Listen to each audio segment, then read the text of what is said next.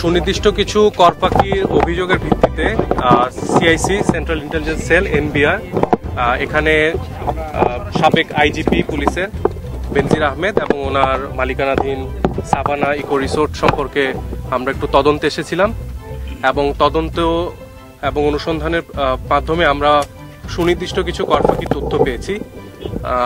এছাড়া এখানে বেশ কিছু ডিপার্টমেন্ট থেকে, সরকারি ডিপার্টমেন্ট থেকে প্রতিনিধিরা এসেছেন, যেমন এক্সিলেন্ট অফিস থেকে, পিডব্লিউডি অফিস থেকে, কৃষি এবং মৎস্য ডিপার্টমেন্ট থেকে। সব ডিপার্টমেন্টের থেকে সুনির্দিষ্ট করে ভ্যালুয়েশন তথ্য পাওয়ার পরই আমরা বলতে পারবো যে কর ফাঁকির পরিমাণটা এক্স্যাক্টলি কত। কিন্তু তার আগে বলে নিই, যেটা হচ্ছে কর ফাঁকির একদমই সুনির্দিষ্ট কিছু তথ্য আমাদের হাতে এসেছে। আমাদের আয়কর আইনে যেই বিধান আছে, কর ফাঁকির তথ্য যদি আমরা পেয়ে থাকি সেটা আমরা একটা রিপোর্ট করব। রিপোর্ট করে সেটা আমরা সংশ্লিষ্ট কর অফিসকে জানাবো।